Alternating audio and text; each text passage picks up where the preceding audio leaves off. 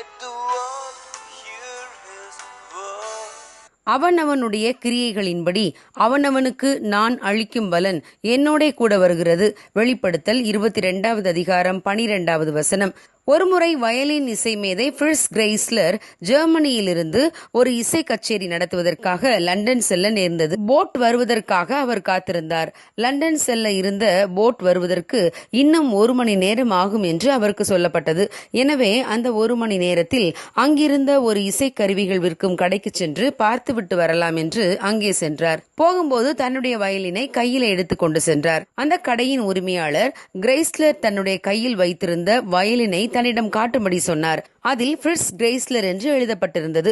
இது Fritz கிரைஸ்லரின் violin அல்லவா, இது எப்படி உங்களிடம் வந்தது என்று சொல்லிக்கொண்டே போலீசுக்கு போன் செய்து விட்டார். உடனடியாக போலீஸ்காரர்கள் அந்த கடைக்கு வந்தார்கள். வந்தவர்கள், நாங்கள் உன்னை கைது செய்ய வந்திருக்கிறோம் என்றார்கள்.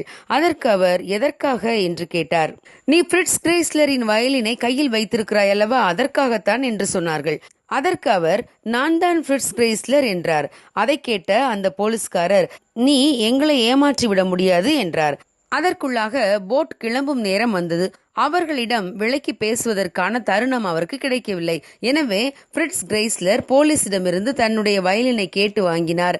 தான் வாசித்த இசைகளில் அநேகரின் உள்ளம் கவர்ந்த ஒரு இசையை வாசித்து காட்டினார். பின்பு அவர் அந்த போலீஸ்காரர்களிடம், இப்பொழுதாவது நீங்கள் நான் தான் ஃபிரிட்ஸ் கிரைஸ்லர் என்று நம்புகிறீர்களா, உங்களுக்கு திருப்திதானே என்று கேட்டார். அதற்கு அந்த போலீஸ்காரர்கள், ஆம், இப்பொழுது எங்களுக்கு திருப்திதான், நீங்கள் தான் ஃபிரிட்ஸ் கிரைஸ்லர் என்று அவரிடம் அந்த வயலினை கொடுத்து சென்றார்கள். ஆம் பிரியமானவர்களே, ஃபிரிட்ஸ் கிரைஸ்லர் தன்னுடைய செய்கையால் தான் ஒரு திருடன் அல்ல, தன் கையில் இருந்த வயலினுக்கு தான் தான் சொந்தக்காரர் என்று நிரூபித்து காட்டினார்.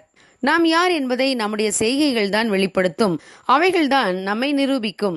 தரியு ராஜாவின் காலத்தில் தானியேலுக்கு விரோதமாக சில அதிகாரிகள் எழும்பினார்கள்.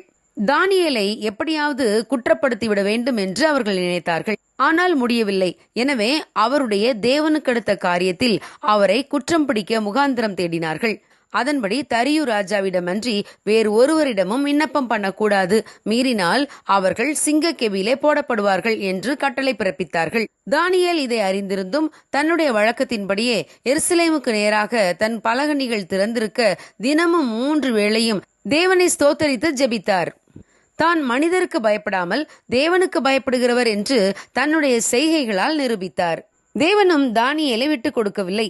சிங்கங்களின் வாயை தேவன் கட்டி போட்டார். ஆம் பிரியமானவர்களே, நம்முடைய செய்கைகளும் நம்மை யார் என்று வெளிப்படுத்தட்டும். அவைகளின் மூலம் தேவநாமம் மகிமைப்படட்டும். அவனவனுக்கு தேவன் அளிக்கும் பலன் அவரோட கூட வருகிறது. God bless you. Have a good day.